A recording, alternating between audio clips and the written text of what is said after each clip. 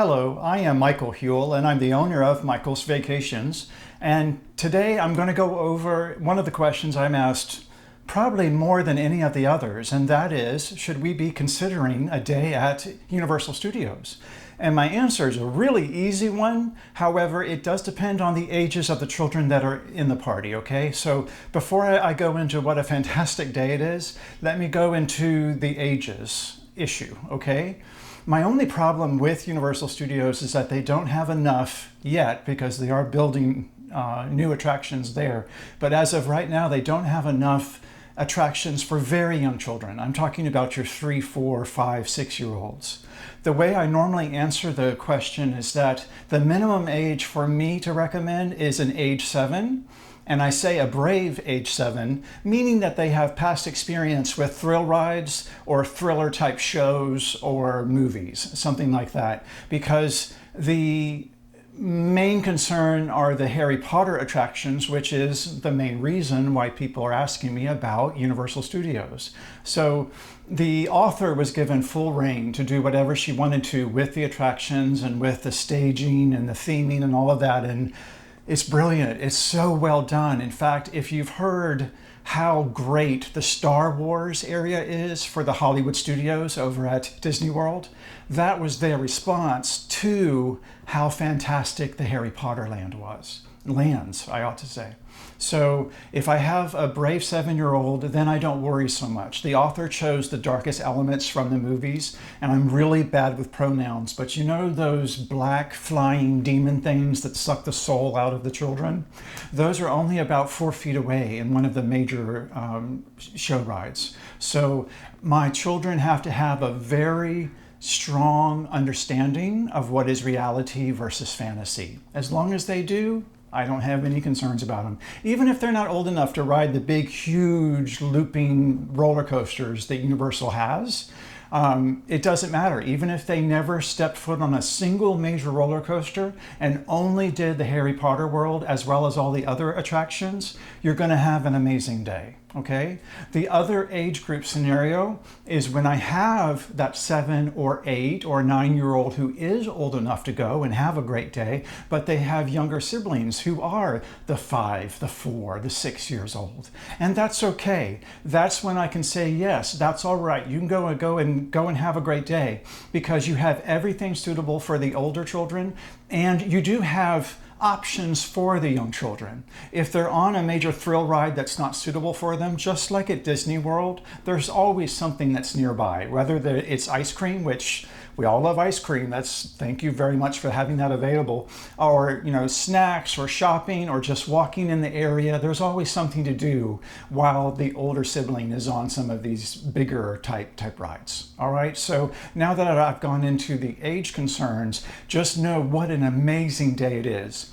They are different from Disney, okay? They were built on a much smaller piece of land. So Universal Studios, which is the name of its first theme park, is next door to Islands of Adventure. That's their second theme park. And they're side by side. You can see from one into the other, and you can walk right out of the exit of one, walk over, and walk into the entrance of the other. The reason why I'm bringing that up is because we typically do both of their theme parks on the same day. We don't feel a need to go and spend one complete day in one park and another complete day in another park. It's just not really necessary. Now, if I have guests who are staying at their resort, which I will go into in the very last frequently asked question, then we can consider it. But for most of my guests, they're staying at or near Disney World, and they're just looking for a really fun thing to do that day. And so we do both parks. The other issue too, and they've gotcha, is that half of Harry Potter is in Universal Studios, the other half of Harry Potter is Islands of Adventure, and then the Hogwarts Express train is that train that the children take to get to school. That connects both of them, and it's not just a train ride, by the way. It's typical Harry Potter detail. It's fantasy. There's magical things happening during the trip. So our normal day there is to do all of Harry Potter with the Hogwarts Express. It's always hard for me to say that. And then after lunch, then we continue and we finish everything else. And when I say everything else, I do mean that. Even if you were to edit Harry Potter out of your day and even edit out all of the major super roller coasters, it is still such a fun day. You've got Dr. Seuss Land, you've got King Kong, Spider-Man, Transformers, the Minions, which there's a whole Minion Land now. There's the Men in Black, there's the Simpsons, there's the E.T. ride for my younger children. So I'm not naming everything. Those are just the major highlights, and that's why it is such a fun day. So with the understanding of the age requirement and an understanding of what a great day it is, that's my answer. The last thing I'm going to bring up is that Universal is an expensive day. The reason why is because they don't have a fast pass lightning lane type system. You either wait in line or you pay extra for an express pass, which is an add-on to your regular ticket. Now, their regular ticket prices are pretty much the same as Disney. They're in that $175 range per day. And then you add the Express Pass on top of that, which has dynamic pricing. And what I mean by that is that the more crowded the parks are, because it's a very busy holiday period, the higher the price, of course, for those express passes. I've seen them go all the way up to over $250 each. So, and then during the off season, around the $200, maybe $189 mark, somewhere in that ballpark. So when you add that onto your ticket, that's an expensive day multiplied by the people that are in your party. So that's another reason why we typically do it all in one day.